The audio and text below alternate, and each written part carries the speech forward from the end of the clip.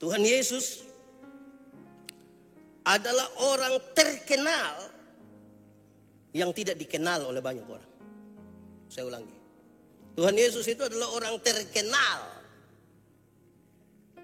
Kita hidup tidak sesama dengan dia. Ada 2000 tahun lalu dia hidup, tapi dia sangat terkenal hingga hari ini. Bahkan orang yang tidak mengimani dia juga cari-cari tahu tentang dia. Sangat terkenal, tapi tidak dikenal oleh banyak orang.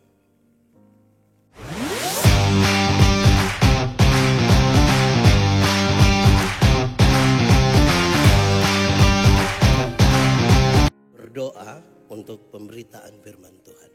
Mari berdoa. Ya Tuhan Allah, kami mohon kepadamu. Kuatkanlah dan teguhkanlah iman kami. Supaya waktu ini ketika kami belajar firman Tuhan, biarlah ini menjadi waktu paling baik bagi kami.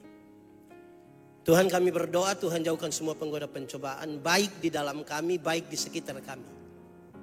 Supaya di dalam damai-Mu kami belajar firman Tuhan. Terima kasih banyak Tuhan, berkati hamba-Mu dan berkati semua orang yang memberi hidupnya untuk pemberitaan firman hari ini. Kami rindu pada firman-Mu. Berfirmanlah bagi kami Tuhan di dalam nama Yesus, firman yang hidup itu kami berdoa. Amin. Bapak Ibu Saudara-saudara, di kesempatan hari Minggu tanggal 9 Februari 2025, tema yang ditetapkan oleh Majelis Sinode Gemit adalah mengaku percaya dan mengenal yang diimani. Mengaku percaya dan mengenal yang diimani. Pembacaannya terambil dari Injil Matius pasal 16 ayat 13 sampai ayat yang ke-20. Injil Matius pasal 16 ayat 13 sampai 20. Untuk itu saya jemput jemaat Tuhan berdiri. Pengakuan Petrus. Setelah Yesus tiba di daerah Kaisarea Filipi, ia bertanya kepada murid-muridnya, kata orang, siapakah anak manusia itu? Jawab mereka, ada yang mengatakan Yohanes Pembaptis, ada juga yang mengatakan Elia, dan ada pula yang mengatakan Yeremia atau salah seorang dari para nabi. Lalu Yesus bertanya kepada mereka, tetapi apa katamu, siapakah aku ini? Maka jawab Simon Petrus, engkau adalah Mesias, anak Allah yang hidup, kata Yesus kepadanya. Berbahagialah engkau Simon bin Yunus, sebab bukan manusia yang menyatakan itu kepadamu, melainkan Bapa-Ku yang di sorga. Dan aku pun berkata kepadamu, engkau adalah Petrus, dan di atas batu karang ini aku akan mendirikan jemaatku, dan alam maut tidak akan menguasainya. Kepadamu akan kuberikan kunci kerajaan sorga. Apa yang kau ikat di dunia ini akan terikat di sorga, dan apa yang kau lepaskan di dunia ini akan terlepas di sorga.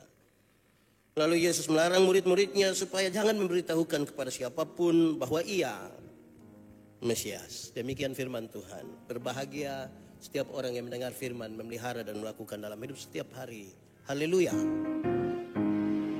Haleluya. Haleluya. Haleluya. Mari silakan duduk semuanya. Bapak Ibu Saudara-saudara, shalom. Kuat sedikit, shalom. Selamat pagi. Di awal saya mau kasih tahu bahwa ini hari belum terjadi perpisahan dengan saya. Ada tunda. Ini ruangan, ini dekorasi bukan untuk perpisahan. Untuk sidang majelis Sinode Gemit. Karena itu saudara-saudara, mari kita dukung persidangan ini dalam doa. Tetapi sekaligus karena setelah kita ibadah ini, ruangan akan segera dirubah untuk menjadi ruang sidang. Tolong jaga kebersihannya. Dan hari ini kita ibadah tidak lama. Saya khotbah cepat saja. Terus kita selesai. Baik. Bapak Ibu Saudara-saudara, tema yang ditetapkan oleh Majelis Sinode adalah mengaku percaya dan mengenal yang diimani. Saya ingin mulai dengan mengatakan ini saudara-saudara. Apakah saudara pernah mengalami suatu saat ketika berbicara tentang orang tertentu dan orang punya kesan yang buruk terhadap dia? Terus saudara yang mengenal orang itu, saudara bilang begini, tidak.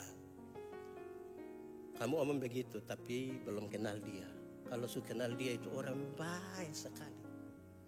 Pernah alami begitu? Orang punya kesan buruk tentang seseorang, saudara yang mengenalnya mengatakan tidak. Itu mulut saja. Orang baik. Saudara pasti pernah mengenal. Saya kira itu penting dalam kaitan dengan mengenal. Sebab apa? Kalau orang tidak mengenal dengan baik, tindakannya bisa salah. Kalau pengenalan salah, maka tindakan bisa salah. Saya ingat sekali, saya dengan keluarga pergi ke Soe. Sampai di pom bensin di Soe, kami mau isi BBM toh. Pas parkir begini, saya turun, Ibu Pendeta di atas mobil dengan anak-anak. Terus ada orang dari Kupang, Pak Pendeta Yandi, Shalom, aduh apa kabar? Kami pegang tangan, kami ciuman hidung. Ternyata di sebelah ada ibu-ibu lain. Ini ibu setelah pegang tangan dan saya cium saya, dia cium itu ibu di sebelah. Dengan yakin sekali, mama ada baik-baik. Ini ibu juga heran begini. Setelah itu baru lihat, Ibu Pendeta di mobil. Lalu yang tadi saya cium ini siapa? Memang mengenal itu penting. Salah kenal, kita tindakan bermasalah. Tapi sudahlah, yang penting bisa bikin baik. Tapi intinya saudara-saudara, pengenalan yang benar itu menjadi sesuatu yang penting. Tapi karena tema kita itu berbicara tentang mengenal, mengaku, mengimani, maka saya tadi di belakang dengan Cornel Sonong ada bicara tentang dokter-dokter yang ada di Agape ini kan banyak. Lantas saya berpikir begini. Saudara tahu bahwa ada seorang dokter yang bagus, yang menangani pasien dengan baik. Saudara sakit, kita sakit. Waktu saudara tahu dokter itu bagus, saudara sembuh? Tidak. Sudah tahu dokter itu bagus, saudara belum tentu sembuh. Saudara pergi ke dia, sudah sampai di dia. Dia kasih resep, kasih obat. Sembuh saudara? Tidak juga. Saudara hanya bisa sembuh kalau tahu dia bagus, pergi kepadanya, dikasih resep, anjuran-anjuran ikut, dia sembuh. Banyak orang masih sampai pada pengakuan bahwa Yesus itu luar biasa. Yesus itu terlalu dahsyat. Banyak orang baru sampai di situ. Tapi mengandalkan dia untuk sesuatu adalah barang yang agak rumit dalam perjalanan kekristenan kita.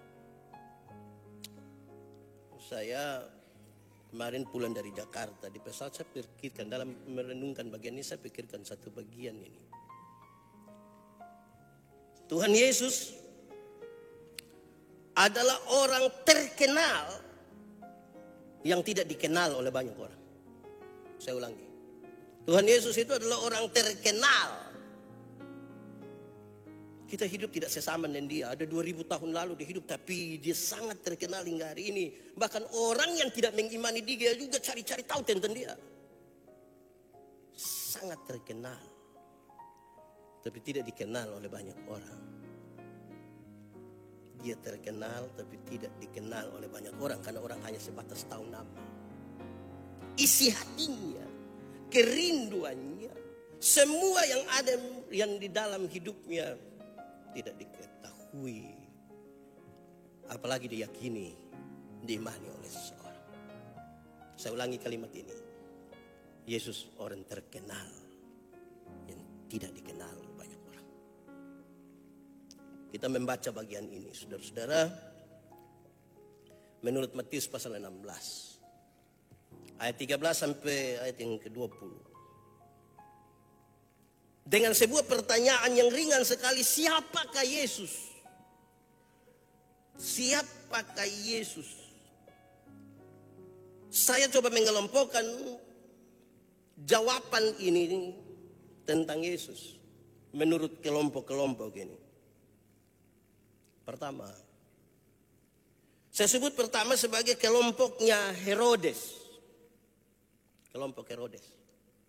Kalau kita baca di Injil Lukas pasal 9 ayat 7 sampai 9. Herodes mendengar bahwa Yesus adalah Yohanes yang telah bangkit. Elia yang telah muncul kembali.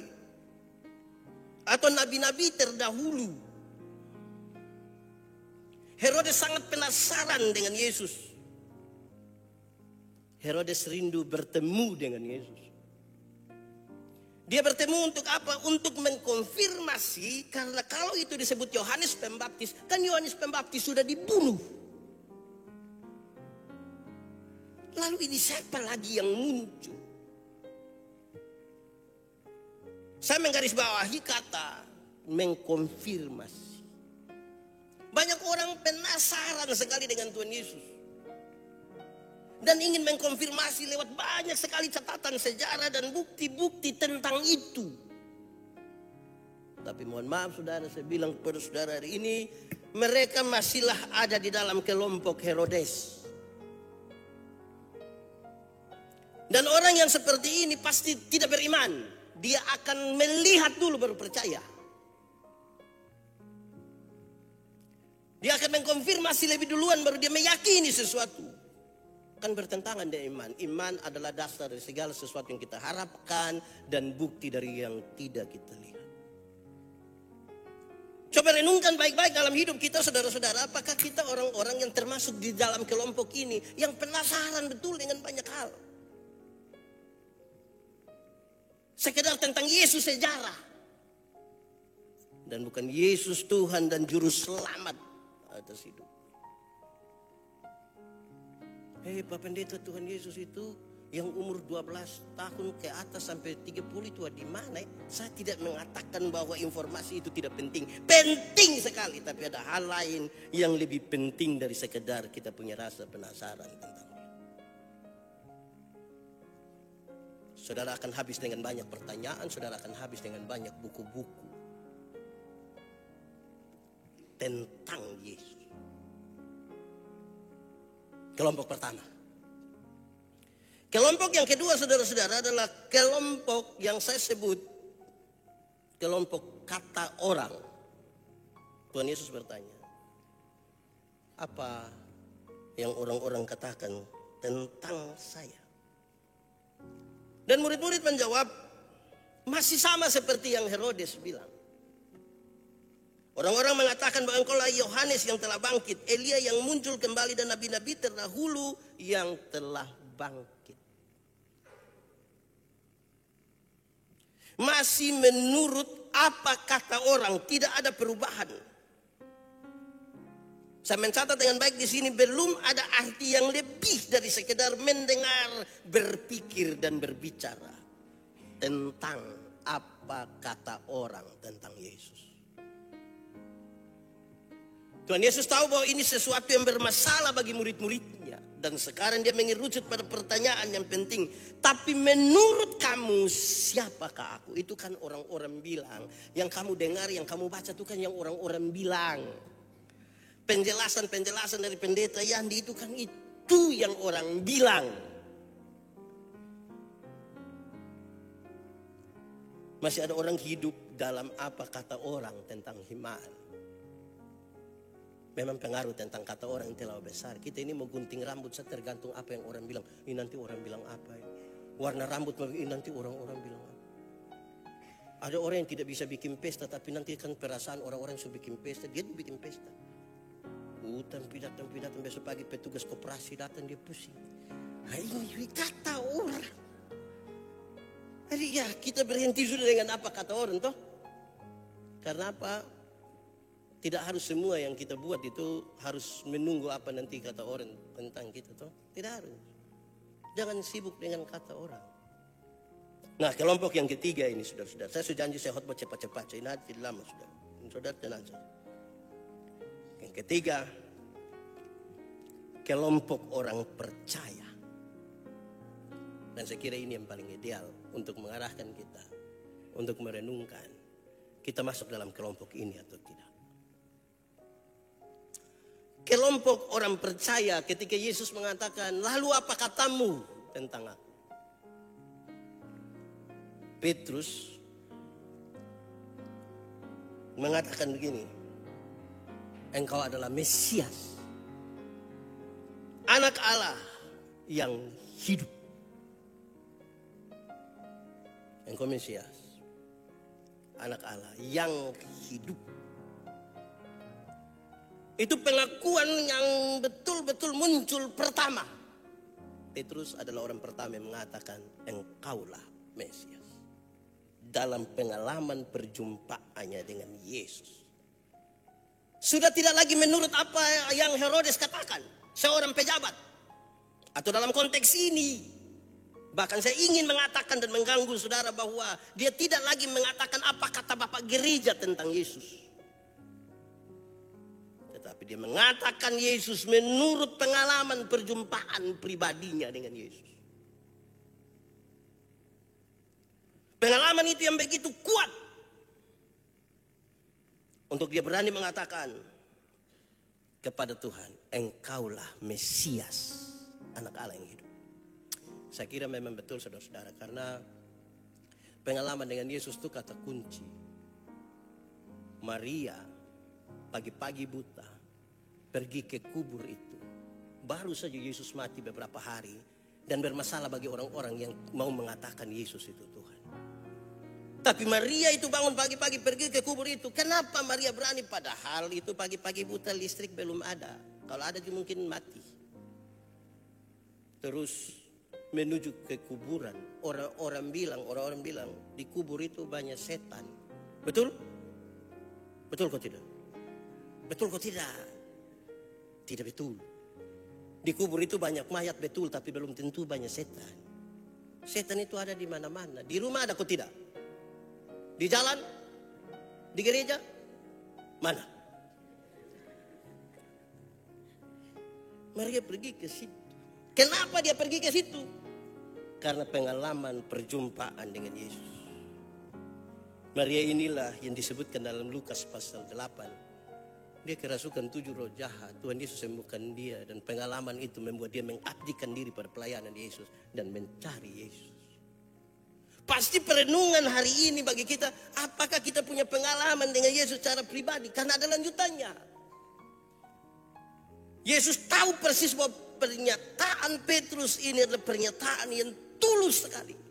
Dan dalam ketulusan itu Yesus kemudian bilang begini, Petrus, engkaulah batu karang. Saudara-saudara, di atas batu karang ini akan kudirikan jemaatku. Mari kita masuk sedikit pada pernyataan. Saudara-saudara, gereja Tuhan, persekutuan orang percaya, adalah persekutuan yang dibangun di atas pengakuan percaya bahwa Yesus Tuhan. Jadi kalau masih ada saudara ragu-ragu hari ini dengan Yesus, tidak pantas masuk dalam persekutuan orang percaya. Masih ragu dengan Tuhan Yesus, tidak boleh masuk dalam persekutuan orang percaya. Karena jemaat didirikan di atas pengakuan bahwa Yesus Tuhan, yang kemudian kita sebutkan dialah kepala gereja. Itu sebegitu seriusnya. Untuk memaksa kita masuk sampai ke kedalaman jiwa kita untuk melihat, mendengar, merasakan. Kita mengaku Yesus Tuhan atau kita ragu-ragu. Hari-hari ini di media sosial itu orang beromong sedikit separuh pusing. Saya pernah bilang pada saudara, ada 2 orang yang baru tamat sekolah teologi datang ke saya, Pak Pendeta ini berat ini. Kenapa? Beredar buku tentang 12 jam terakhir bersama sang guru. Oh itu orang bilang Yesus tidak mati itu. Yesus diganti oleh tokoh yang lain. Yesus turun dan pergi dengan Maria Magdalena dan melahirkan keturunan Prancis. Wih, ini bahaya buku sebenarnya. Saya senyum-senyum. Orang 2 bilang, kenapa Pak Pendeta senyum-senyum? Saya bilang, jadi kamu 2 mau saya menangis. Orang 2 agak gelisah. Terus saya bilang begini, kamu 2 punya kemampuan menarik kembali itu buku-buku semua? Tidak. Oke, kamu 2 punya kemampuan, orang sudah baca itu buku, kemudian kamu 2 punya kemampuan menghapus memorinya? Tidak. Kamu 2 punya kegelisahan juga tidak merubah apa-apa. Tapi kamu mau jalan keluar untuk ini? Ya, jalan keluarnya gampang. Jalan keluarnya dengan bilang yang cetak itu buku, cetak tambah banyak. Bikin pakai media lain, pakai uang, berbagi-bagi ke seluruh dunia. Dan saya mau bilang kepada saudara, perjumpaan pribadi saya dengan Tuhan Yesus tidak bisa gugur hanya karena saya membaca satu teks kecil itu. Itu mesti jadi pengakuan yang kokoh, yang di atasnya kita mengaku Yesus Kristus kepala gereja. Itu ucapan Petrus secara personal, tapi mewakili kita semua yang mengaku sebagai gereja. Saya takut kalau kita bergereja tapi kita ragu pada Kristus. Saudara-saudara, tepuk tangan. Saya mau kita tepuk tangan. Baru saya jelaskan kenapa tepuk tangan. Waktu kita mau bangun gereja di bawah, di Agape, banyak orang ragu. Sekarang jalan. 70% kok berapa? Saya hitung-hitung matematika kok pusing. Tapi saya kasih pakai tua, kita butuh bangku berapa? 100. Saya kasih naik 200. Hari ini kita sudah punya lebih dari 130 bangku untuk gereja itu.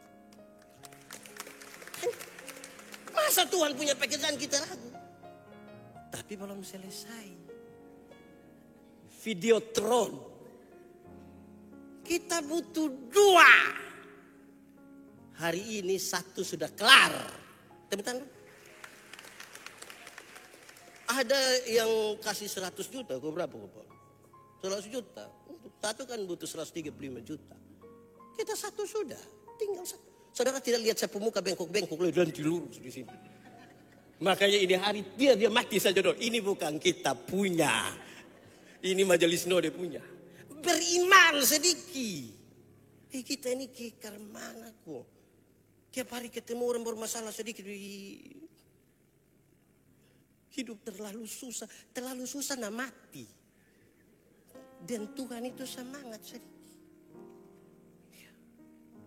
Ada masalah.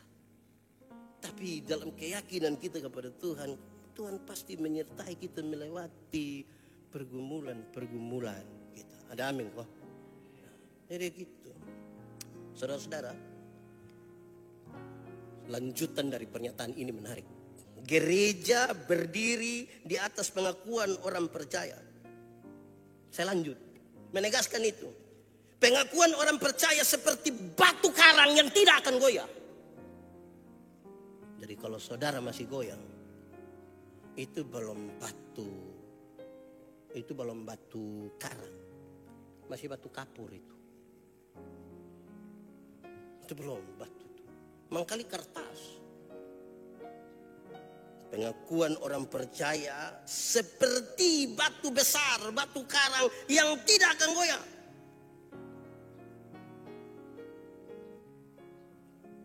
Saya lanjut lagi. Kunci kerajaan diberikan kepada mereka yang punya pengakuan yang tidak akan goyah. Kunci kerajaan diberikan supaya apa? Masuk. Kan kunci kita pegang. Kunci kita pegang lagi ada orang dalam di surga. Dia pun nama Yesus. Masa tidak masuk? Jadi kalau saudara masih goyang, itu kunci tidak kasih pada saudara. Lebih baik kasih di Simon.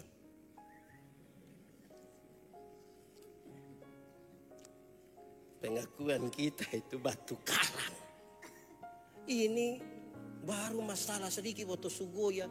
Sugoya lai tidak datang gereja lai. Makin menjauh dari Tuhan lai.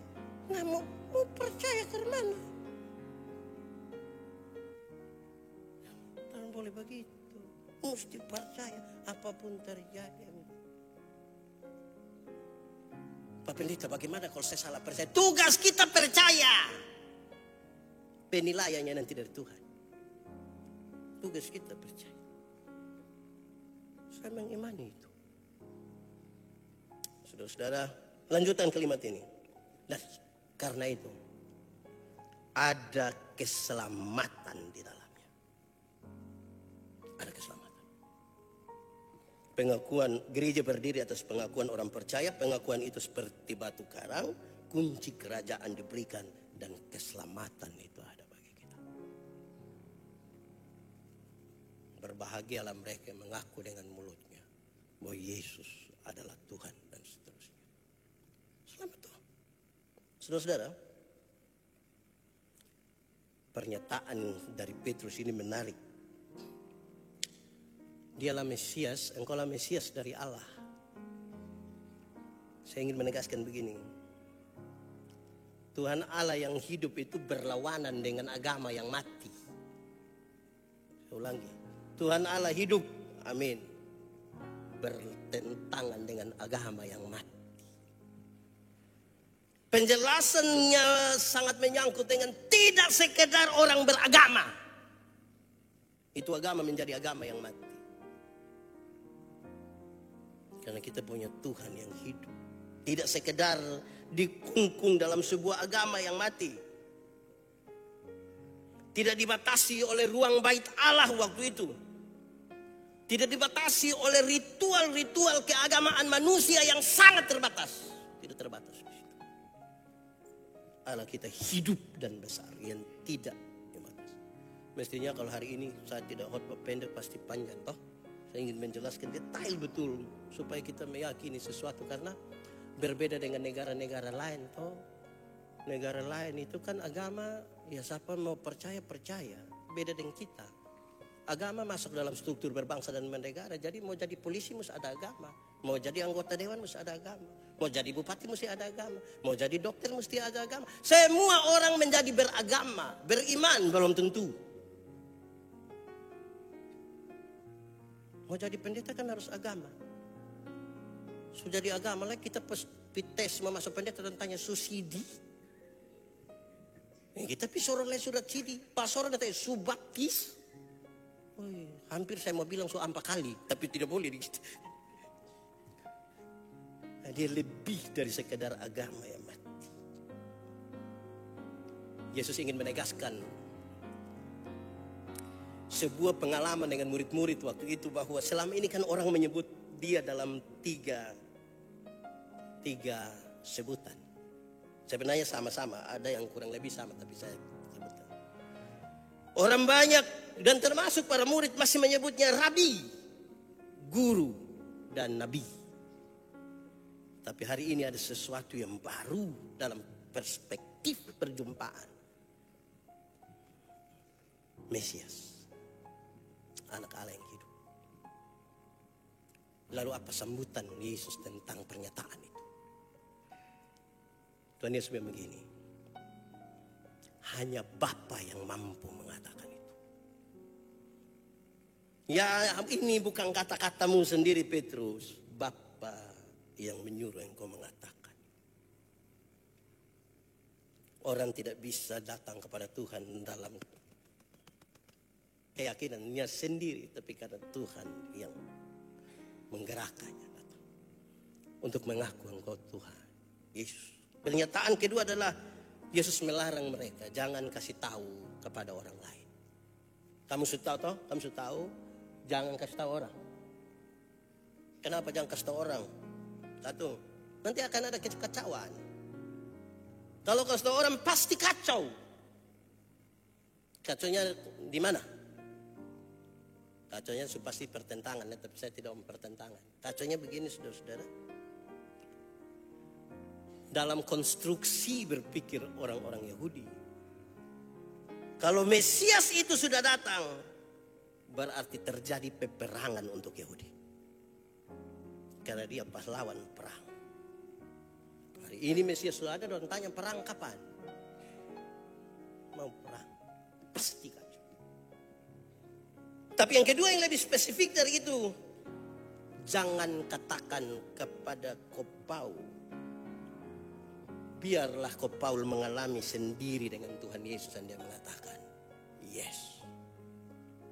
Saya sekarang bisa bahasa Inggris. Walaupun hanya satu kata. Yes. Kata kedua, itu saudara yang bilang, saya yes saja. Jangan katakan kepada Cornelson. Tapi bersama-sama dengan dia sampai dia menemukan jawaban. Iya. Engkaulah Tuhan. Jangan katakan kepada Simon. Supaya dia kerja-kerja di gereja, dia ketemu Tuhan Yesus di sini. Ya. Jangan. Tapi itu tidak bermaksud tidak usah ada pekabaran Injil. Karena poin yang ingin disampaikan adalah iman tidak boleh dipaksakan.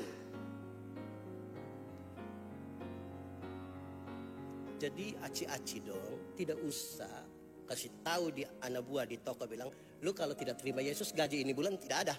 Oh itu tidak bisa. Itu tidak bisa begitu. Itu paksa. Iman dan Tuhan itu tidak boleh dipaksakan. Supaya satu waktu agama tidak ada sekalipun orang beriman masih hidup. Tidak usah paksa. Kehidupan kita dengan Kristus menarik perhatian. Hubungan dengan Tuhan itu kan harus hubungan yang berkualitas. Kualitas itu memaksa orang untuk melihat, oh betul lah ternyata hidup dalam Tuhan begini. Kalau begitu kami juga ingin mengenal Tuhan itu. Perjumpaan dengan Tuhan itu kemudian membuat betul. Baik saudara-saudara, masing-masing orang jangan dipaksakan ya. Kita punya tugas kasih tahu, membimbing, tapi nanti dia ambil keputusan. Dari bapak mama dan tolong jangan bilang, Siri cepat kau ikut katekisasi itu. Ibu Ellen sutunggu, Putri sutunggu itu. Cepat-cepat. Ikut katekisasi dia ini kelas 3 lagi nanti. Memangnya mengaku iman hanya kelas 3. Tugas kita adalah ibu-ibu, bapak-bapak, bawa anak-anak ikut sekolah minggu. Ikut sekolah minggu. Kasih tahu dia ikut sekolah minggu. Ini ikut sekolah minggu pemalas. Tapi cita-cita jadi saksi Kristus. Tidak bisa. Saya pernah bilang pada saudara, dorong anak-anak kita ikut sekolah minggu. Karena kita ini dorong-dorong ikut les bisa. Ikut les bahasa Inggris sayang. Biar omong itu bikin keliru pendeta Yandi. Ikut les bahasa Inggris bisa, ikut les bahasa Mandarin bisa, ikut tari balet yang dalam hanya pakai ujung jari itu. Ayo ikut saya, dia pemalas, ikut nanti mama beli kasih kujawas. Mama beli oto hanya untuk gini. Anak sekolah minggu bilang, jangkas bangun teh, hari minggu dia istirahat aduh. Nanti dia istirahat terus. Kas bangun dia ikut sekolah minggu. Supaya nanti dia dengar, oh dia ambil keputusan. Ya, engkau Tuhan. Oke, terakhir saya jangan coba. Saudara-saudara, ternyata di kesimpulan saya ingin mengatakan begini. Ternyata satu, berada bersama dengan Yesus tidak memastikan para murid itu mengenal Yesus. Tiap hari sama-sama dia Yesus ini. Yang dalam firman mana ada yang Yesus ini? Itu pun separuh mesra. Apalagi kita ini yang di rumah saja yang ada bilang, taruh tangan Tuhan berkatilah rumah ini ya Tuhan. Ini tantangan berat. Murid yang tiap hari ada jalan-jalan dia Yesus ini. Separuh masih meragukan. Jadi ini kita butuh menembus batas betul-betul untuk mengatakan ya. Sekaligus ini kritik bagi kita semua, bagi pendeta Yandi, bagi kita semua. Beraktivitas rohani tiap hari, berkhotbah tiap hari. Tidak menjamin betul-betul bahwa kita mengenal Yesus yang baik. Jangan sampai betul salah kenal Tuhan Yesus. Macam ibu tadi itu. Kedua,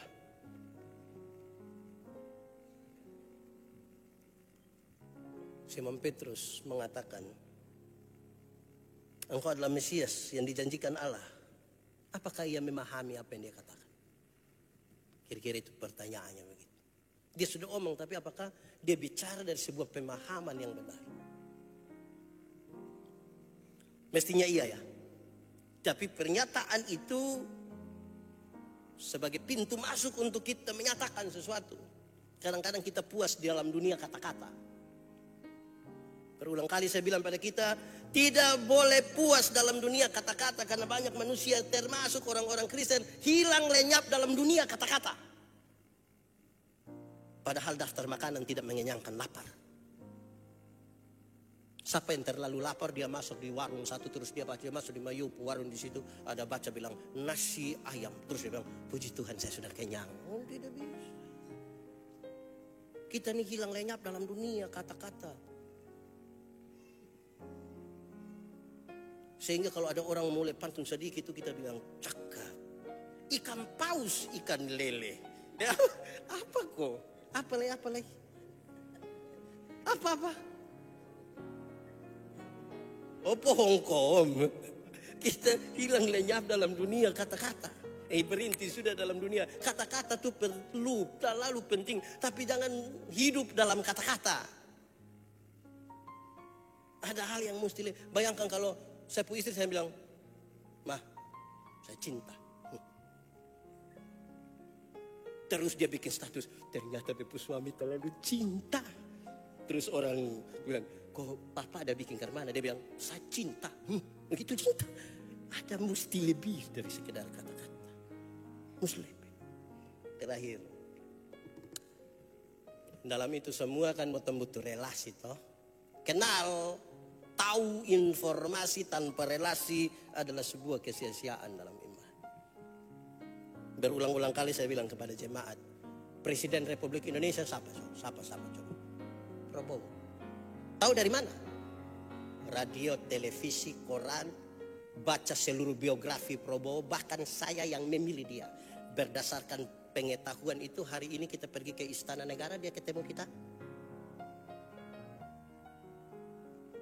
Pas kita sampai, pas pampres tanya, "Siapa?" "Saya Manobe, Pak." "Dari mana?" "Dari Kupang." "Datang untuk pulang."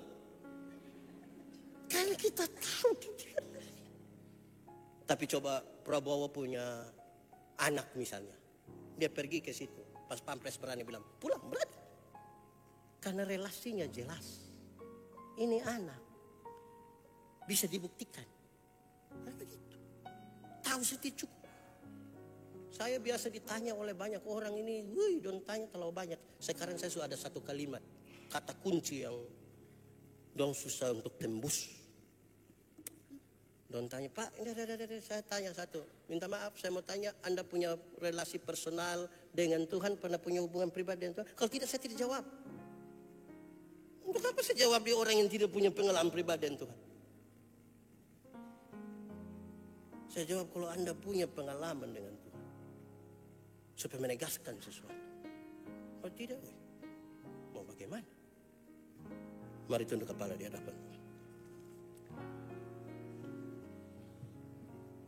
Tuhan, terima kasih untuk firman-Mu. Kami renungkan dalam keterbatasan kami percaya Tuhan dalam kami dalam Tuhan, benih firman ini bertumbuh dan berbuah dalam hidup kami. Tuhan, kami sangat rindu firman-Mu jadi pelita bagi kaki kami, terang bagi jalan kami.